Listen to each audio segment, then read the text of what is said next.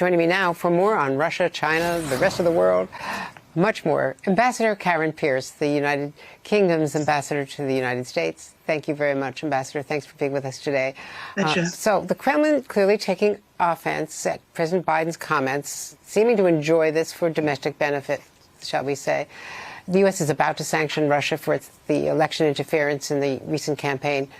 Do you see it as being all downhill from here? Where do they go next?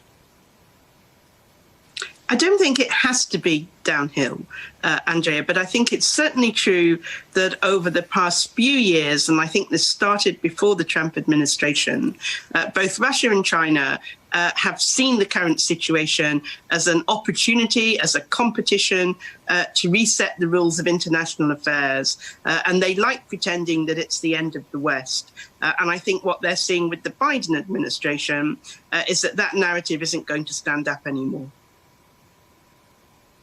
Now, you're a veteran diplomat your whole career. You've been all over the world. Have you ever seen anything like the public dust-up between the United States and China that took place in Alaska last night? I think that was quite unusual for modern diplomacy. As you say, it may be no worse for that. It helps to be able to get down to the substance of a meeting when you meet in private. I have seen very robust exchanges in the past. I must say, I once worked on arms control between the then Soviet Union and NATO, and I've also seen worse, to be honest, in the Security Council. But to my mind, it's what you say behind closed doors that really is the substance of the agenda. And when we talk about China and where China stands right now, I know that in the new Global Britain documents today, the UK is not pivoting, but perhaps a lean towards Asia, given its relationship right now with the EU post-Brexit.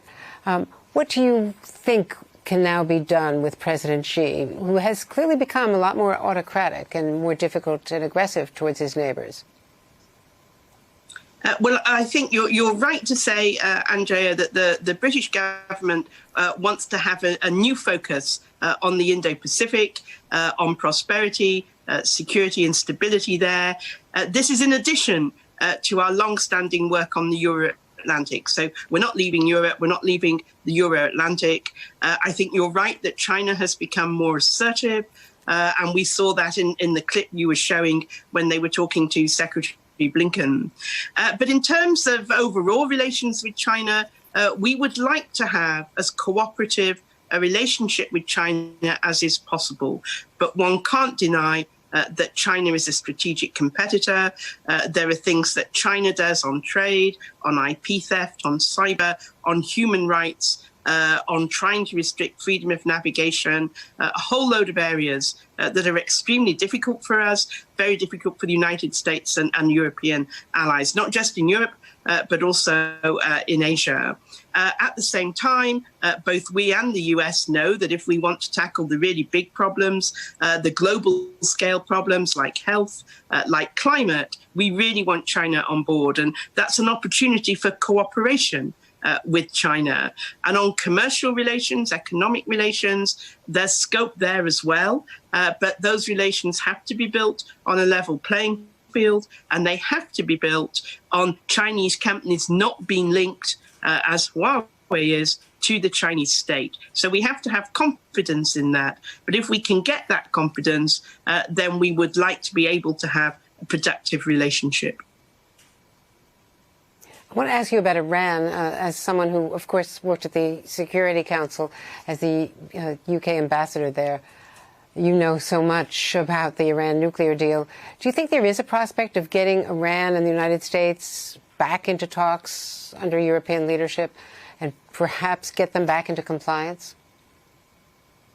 I think it's very good news that the new American administration has said it wants to come back into the nuclear deal, the so-called JCPOA, and very good that we're trying to put the focus on diplomacy.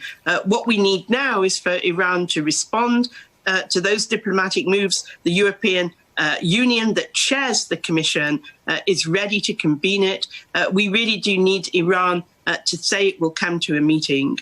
But I do think it will be possible to get to that point, but I fear that it may take a bit of time. Iran is proving very reluctant to come back into compliance, even incrementally.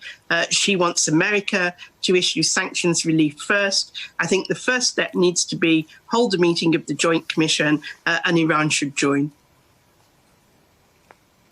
I want to ask you personally, because you arrived exactly a year ago in March, and there you arrived as the pandemic was imposed on all of us.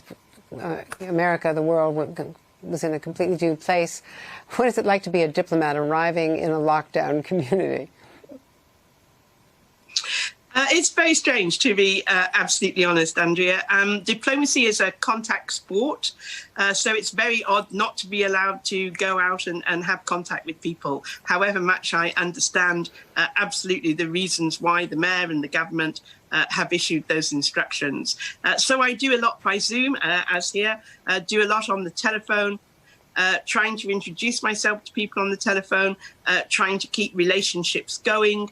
We also do quite a bit by email, because sometimes it's easier to get an email through than find someone. Everyone's busy at the end of the phone. But I will be very pleased when we can get back to face-to-face meetings. Well, you've been remarkably effective considering all the limitations. You've really become a presence in Washington. And we thank you so much for taking time for us today. Hey, thanks for watching our YouTube channel. You should know that you can follow today's top stories and breaking news and catch up on your favorite MSNBC shows all in one place. Download the NBC News app today.